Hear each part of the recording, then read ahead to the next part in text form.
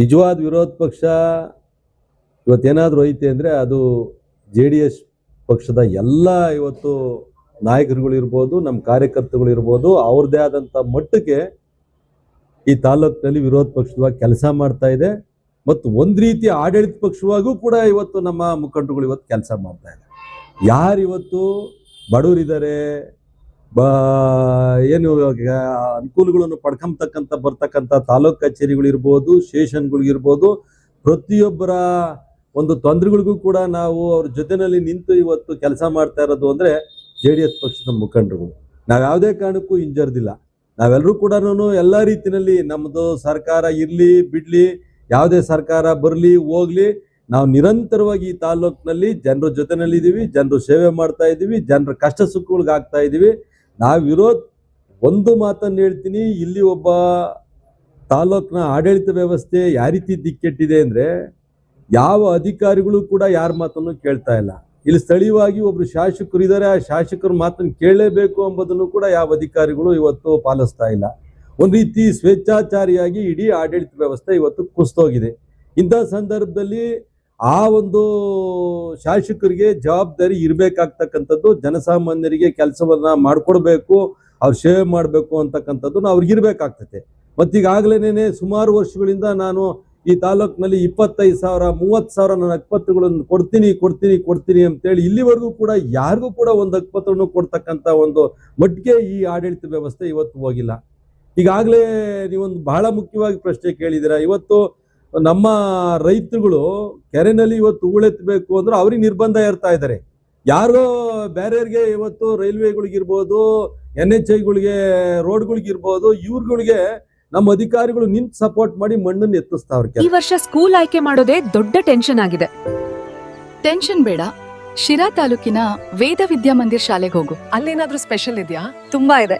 ಕನ್ನಡ ಜೊತೆಗೆ English priority, digital class room, games ಜೊತೆಗೆ studies, ಮಕ್ಕಳಿಗೆ ಫ್ರೆಂಡ್ಲಿ ಅಟ್ಮಾಸ್ಫಿಯರ್. ಮಕ್ಕಳಿಗೆ ಆಡೋಕೇನಾದ್ರೂ ಇದೆಯಾ? ಹೌದು, Kinder garden, play station, volleyball court ಇದೆ. ಮೇಲಾಗಿ CCTV ಮತ್ತು ಬಸ್ ಫೆಸಿಲಿಟಿ ಕೂಡ ಇದೆ. ಇನ್ನೇನಾದ್ರೂ ಎಕ್ಸ್ಟ್ರಾ ಚಾರ್ಜಸ್ ಇದೆಯಾ? ಇಲ್ಲ, ಮತ್ತು ಡೊನೇಷನ್ ಕೂಡ ಇಲ್ಲ. ಅದು ತುಂಬಾ ದೊಡ್ಡ ಪ್ಲಸ್ ಪಾಯಿಂಟ್. ಹಾಗಾದ್ರೆ ಇದು ನಮ್ಮ ಮಕ್ಕಳಿಗಾಗಿ ಸರಿಯಾದ ಶಾಲೆ. ಹೌದು, ನಿಮ್ಮ ಮಕ್ಕಳ ಉಜ್ವಲ ಭವಿಷ್ಯಕ್ಕೆ ಇದು ಸರಿಯಾದ ಮಾರ್ಗ. ಹೆಚ್ಚಿನ ಮಾಹಿತಿಗಾಗಿ ಸಂಪರ್ಕಿಸಿ ವೇದ ವಿದ್ಯಾಮಂದಿರ 8808805738 ಮತ್ತು 78978988021. ವೇದ ವಿದ್ಯಾಮಂದಿರ, ವೇದ ವಿದ್ಯಾಮಂದಿರ, ಜ್ಞಾನ ಜ್ಯೋತಿ ಎಲ್ಲಿ ಎಲ್ಲಿ ಉರಿಯಲಿ, ಭಾರತದ ಭವ್ಯ ಭವಿಷ್ಯ ಎಲ್ಲಿ ಅರಳಲಿ. ಕೆರೆಗಳಲ್ಲಿ ಸುಮಾರು ಈಗಾಗಲೇ ನಮ್ಮ ಪ್ರಕಾಶ್ ಅವರು ಹೇಳ್ದಂಗೆ 30 ಅಡಿ 40 ಅಡಿ ಆಳಕ್ಕೆ ಮಣ್ಣನ್ನು ತೆಗೆದು ಇವತ್ತು ಆ ರೈಲ್ವೆ ಕೆಲಸಗಳಿಗೆ ಬಳಸ್ತಾ ಇದ್ದಾರೆ. ಇದು ಯಾವ ರೀತಿ ಯಾವ ಮಟ್ಟಕ್ಕೆ ಹೋಗಿದೆ ಅಂದ್ರೆ ಆ ತಾಲೂಕಿನ ರೈತರುಗಳು ಇವತ್ತು ಆ ಮಣ್ಣನ್ನು ಹೊಡೆದಂತಹ ಮಟ್ಟಕ್ಕೆ ಇವತ್ತು ಈ ತಾಲೂಕು ಆಡಳಿತ ನಿರ್ಬಂಧ ಇರತಕ್ಕಂಥದ್ದನ್ನ ನಿಜಕ್ಕೂ ಕೂಡ ನಾವು ಖಂಡಿಸ್ತೀವಿ. ಇಡೀ ತಾಲೂಕಲ್ಲಿ ಎಲ್ಲೇ ಯಾವುದೇ ಕೆರೆನಲ್ಲಿ ನಮ್ಮ ರೈತರಿಗೆ ಏನಾದ್ರೂ ಕೂಡ ಹೂಳನ್ನ ಎತ್ತೋದಕ್ಕೆ ಅವರು ಅಡೆತಡೆ ಮಾಡಿದ್ರು ಅಂದ್ರೆ ನಮ್ಮ ಪಕ್ಷದ ವತಿಯಿಂದ ನಾವೆಲ್ಲರೂ ಸೇರಿ ಇವತ್ತು ಹೋರಾಟ ಮಾಡೋದಕ್ಕೆ ನಾವೆಲ್ಲರೂ ಕೂಡ ತಯಾರಿದ್ದೀವಿ. ಯಾಕೆಂದ್ರೆ ಇದು ಈ ತಾಲೂಕಿನ ರೈತರ ಆಸ್ತಿಗಳು, ಆ ಕೆರೆಗಳು ರೈತರ ಆಸ್ತಿಗಳು. ಆ ಕೆರೆಗಳನ್ನ ರಕ್ಷಣೆ ಮಾಡೋರು ಅವರೇ, ಆ ಕೆರೆಗಳಿಗೆ ನೀರು ತುಂಬಿಸೋರು ಅವರೇ, ಕೆರೆಗಳಿಗೆ ಹೂಳೆತ್ತಕ್ಕಂತ ಹಕ್ಕುನು ಕೂಡ ಅವರಿದೆ. ಅವ್ರ ಹೊಲಗಳಿಂದ ಮಣ್ಣು ಬಂದ ಕೆರೆಗೆ ಸೇರಿದಂತಹ ಸಂದರ್ಭದಲ್ಲಿ ಆ ಮಣ್ಣನ್ನ ಎತ್ತಿ ಇವತ್ತು ಅವ್ರ ಹೊಲಗಳು ಕೊಡ್ಕೊಂಬತಕ್ಕಂತ ಹಕ್ಕು ಇದೆ. ಅದೇನು ಸರ್ಕಾರ ಒಂದು ಏನ್ ಕಾನೂನಿದೆ, 3 ಅಡಿ ಆಳದಲ್ಲಿ 3 ಅಡಿ ಆಳದಿಂದ ಕೆಳಗಡೆ ಕೆತ್ತಬಾರ್ದು ಅಂತ ಏನಿದೆ ಅದನ್ನ ನಾವು ಪಾಲಿಸ್ತೀವಿ, ಒಪ್ಕೊಂತೀವಿ. 3 ಅಡಿ ಮೇಲ್ಪಟ್ಟಿರ್ತಕ್ಕಂಥ ಹೂಳನ್ನ ಎತ್ತಕ್ಕೆ ಯಾರ ದೊಣೆ ನಾಯಕನ ಅಪ್ಪಣೆನೂ ನಮಗೆ ಬೇಕಾಗಿಲ್ಲ. ಅದಕ್ಕೆ ತಾಲೂಕು ಆಡಳಿತ ಏನಾದ್ರೂ ಕೂಡ ಒಬ್ಬ ರೈತನಿಗೆ ತೊಂದರೆ ಕೊಟ್ಟರು ಸಮೇತ ನಾವೆಲ್ಲರೂ ಕೂಡ ಪಕ್ಷದ ವತಿಯಿಂದ ಇವತ್ತು ಹೋರಾಟ ಮಾಡೋದಕ್ಕೆ ನಾವು ಸಿದ್ಧರಿದ್ದೀವಿ ಎಂಬ ಮಾತನ್ನು ಕೂಡ ಇವತ್ತು ತಾಲೂಕು ಆಡಳಿತಕ್ಕೆ ನಾವು ಎಚ್ಚರಿಕೆಯನ್ನು ಕೊಡ್ತೀವಿ. ಮತ್ತೆ ಇಂಥ ಸಂದರ್ಭದಲ್ಲಿ ನಾವು ಜನರ ಜೊತೆನಲ್ಲಿ ಇರ್ತೀವಿ, ಜನಗಳ ಪರವಾಗಿ ಕೆಲಸ ಮಾಡ್ತೀವಿ. ಇದಕ್ಕೆ ಯಾವುದೇ ರೀತಿಯ ಅನುಮಾನ ಬೇಡ. ನಾವೆಂಥದೇ ಇವತ್ತು ನಮ್ಮ ಜನಗಳಿಗೆ ಈ ತಾಲೂಕಿಗೆ ಅನ್ಯಾಯ ಆಗ್ತೈತೆ ಅಂದ್ರೆ ನಮ್ಮ ಪಕ್ಷದ ವತಿಯಿಂದ ಮೊದಲದಾಗಿ ನಾವು ನಿಂತು ಹೋರಾಟ ಮಾಡ್ತಕ್ಕಂಥ ಇವತ್ತು ಮುಂಚೂಣಿನಲ್ಲಿ ನಾವೆಲ್ಲ ಪಕ್ಷ ಇರ್ತೈತೆ ಎಂಬ ಮಾತನ್ನು ಕೂಡ ಈ ಸಂದರ್ಭದಲ್ಲಿ ಹೇಳಕ್ ಬಯಸ್ತೀನಿ.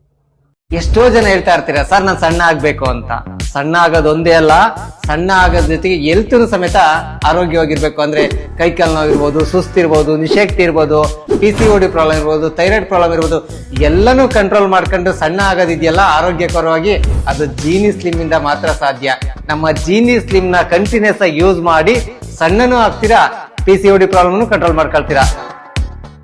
ನೀವು ಸಣ್ಣ ಆಗ್ಬೇಕಲ್ವಾ, ಅದು ಒಂದು ಉತ್ತಮ ಆಹಾರದಿಂದ ಸಣ್ಣ ಆಗ್ಬೇಕಲ್ವಾ. ಪ್ರತಿದಿನ ನಮ್ಮ ಜೀನಿ ಸ್ಲಿಮ್ ನ ಯೂಸ್ ಮಾಡಿ ಯಾವುದೇ ಸೈಡ್ ಎಫೆಕ್ಟ್ ಇಲ್ದಂಗೆ ನೀವು ಸಣ್ಣ ಆಗ್ತೀರಾ.